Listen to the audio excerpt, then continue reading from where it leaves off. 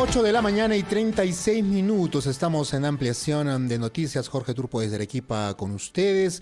Vamos a conversar en los siguientes minutos con el escritor peruano Santiago Roncagliolo, ¿no? Quien está presentando en diferentes ciudades del país la reedición aniversario, la edición del 15 aniversario de la publicación de su novela Abril Rojo, ¿no? Que cuenta la historia, entre otros personajes, del fiscal Chacaltana, pero que refleja la historia de lo que le tocó vivir al país, lamentablemente con el flagelo y el terror que infundieron los grupos terroristas en el país. Y Santiago está recorriendo diferentes ciudades, ha estado en Arequipa, habíamos conversado con él, pero nuevamente nos reencontramos, entiendo que ahora está en el Cusco. ¿Cómo está, Santiago? Bienvenido a RPP, buenos días. ¿Qué tal? Buenos días. Aquí estamos, llevando el libro a todas las partes que podemos y encontrando nuevas lecturas. Muy contentos de encontrarnos con los lectores. Uh-huh. Ese acercamiento que te está permitiendo tener este 15 aniversario de la publicación de Abril Rojo, ¿qué análisis te permite tener en relación al interés por la lectura en las regiones, de diferentes regiones del país? ¿Ah? ¿Qué has podido apreciar en estos días, Santiago? Yo tengo la impresión de que los lectores en nuestro país son sobre todo jóvenes. Los jóvenes accedieron en los últimos 20 años a una escolarización que nunca hubo antes, y por lo tanto mucha de la gente que viene a nuestras presentaciones es muy joven, de 20, de 17, de 14 años, y vamos mucho a colegios y a universidades, y entonces eso es muy interesante porque esta gente, esos chicos no vivieron la violencia que nosotros sí vivimos, y muchos no habían ni siquiera nacido cuando apareció el libro, y lo leen de otra manera. Cuando este libro apareció hace 15 años, hablaba del fracaso de la política y la violencia de los extremos, y eso parecía cosa del pasado en el 2006. Era una cosa que habíamos superado, ¿no? Hoy en día esta generación lo lee como una metáfora de su presente, incluso de lo que podría ocurrir en el futuro. Ven en esta novela cosas que también ven en el periódico, que también ven en las noticias. Cuando tú escribiste esta parte triste de nuestra historia y plasmaste en la novela Abril Rojo, ¿pensabas digamos, nuevas maneras de ser entendida en un futuro, o te enfocaste básicamente en lo que ocurrió y lo que ya después los lectores se adueñan en su manera, ¿no? de cada historia? ¿Qué ha pasado en estos 15 años con Abril Rojo? Bueno, yo escribí un thriller, yo quería hacer un thriller de asesino en serie porque me encantan, y estaba harto de que todos los thrillers fuesen en inglés. ¿Por qué no hacer un thriller en Ayacucho? ¿Por qué no hacer un thriller en la Semana Santa ayacuchana, que es un gran escenario? ¿Y por qué no hacerlo con una historia tan violenta como la nuestra, ¿no? Lo que pasa es que luego uno no es dueño de sus libros. Los libros nunca se terminan hasta que los lectores los leen y los completan con su propia historia, con su propia interpretación, y por eso los libros, pues la historia, la sociedad, el país hace travesuras con ellos que están fuera del control de sus autores, ¿no? Uh-huh. Bueno, Abril Rojo también aborda este tema del terrorismo, pero tú lo has trabajado en otros libros, en un perfil que hiciste a Ismael Guzmán que se llamó La Cuarta Espada. ¿Cuál es tu análisis ahora que has vuelto a recorrer diferentes regiones del país en relación a Sendero Luminoso? ¿Tú crees que realmente Sendero Luminoso está liquidado o se está expresando en una forma distinta? Mi impresión es que lo que sobrevive con ese nombre ya no es un proyecto político de ambición nacional. Hay columnas que son prácticamente guardaespaldas de narcos en la zona del Braem, y hay grupos políticos que piensan en el pasado y en sus propios problemas penales, pero no en un proyecto de gobierno. Ahora, digamos, creo que lo que representa, lo que lo alimentó de descontento ante la desigualdad y ante el fracaso de la política, puede volver de otra manera. No será una manera marxista, leninista, maoísta, porque yo creo que su lenguaje ya ni se entiende en estos días, pero seguimos teniendo una sociedad muy dividida, Seguimos teniendo la sensación, el 50%, según una encuesta reciente de los peruanos, no cree que la democracia sea el mejor sistema de gobierno, cree que está fracasando la democracia, y eso siempre es una fuente de inestabilidad y de violencia.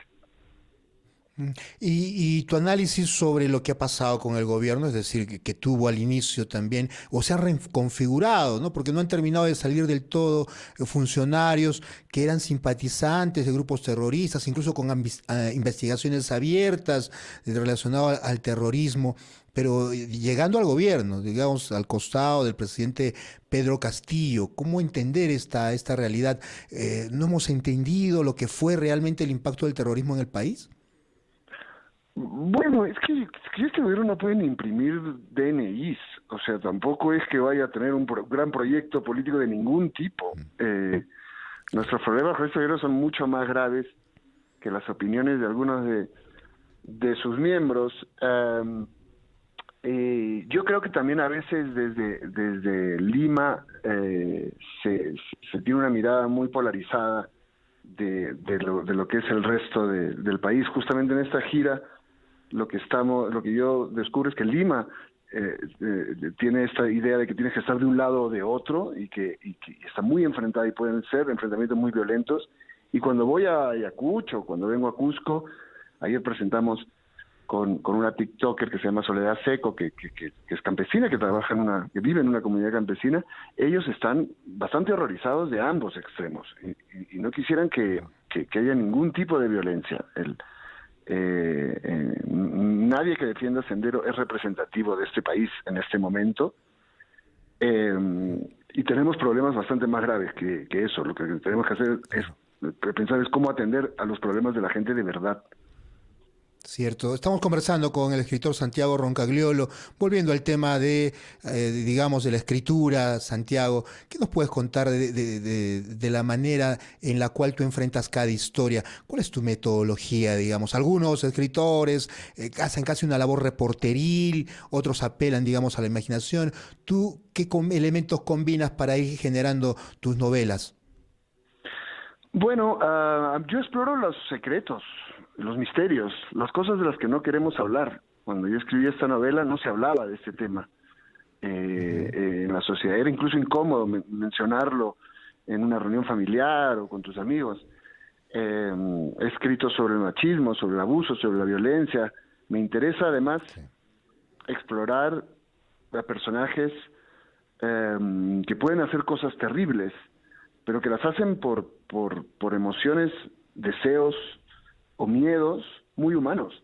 Creo que el mal anida en todas las personas, en el corazón de las personas, en la historia de los países. No es una cosa que cae de otro planeta.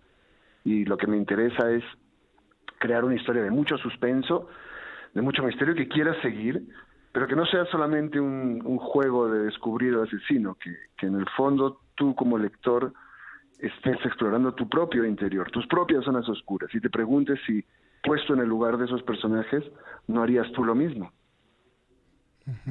Pero la construcción de esos personajes, ¿cómo surgen? Es decir, vas anotando, ¿cuál es tu trabajo creativo ahí de ir recopilando la información para luego enfrentar ya la escritura?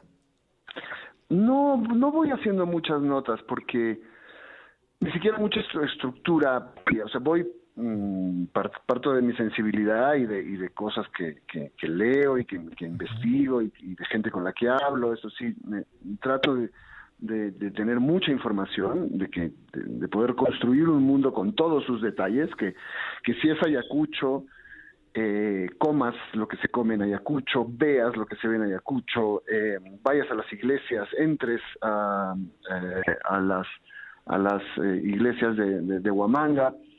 Me interesa, ¿no?, que esté construido todo muy con mucho detalle, pero a la hora de sentarte a escribir un libro es como escribir una canción. Tú no sabes por qué hay dos estrofas y luego viene un coro, no sabes explicar por qué, pero sabes que así suena bien. Y así es un poco un libro. Yo voy escribiendo y voy sintiendo qué es lo que me pide la historia, ¿no? Cómo debe continuar esta música para que te envuelva, para que quieras seguirla escuchando. Muy bien, muchas gracias Santiago, éxitos con esta nueva edición de Abril Rojo, 15 años después y con tu recorrido por diferentes ciudades del país. ¿Ah? Un abrazo, buenos días. Muchísimas gracias, un abrazo. Bien, Santiago Roncagliolo, escritor peruano, ha estado con nosotros a 15 años de la publicación de una novela que debemos compartir en familia, además, que es Abril Rojo. 8 de la mañana y 46 minutos, regresamos con más en Ampliación de Noticias.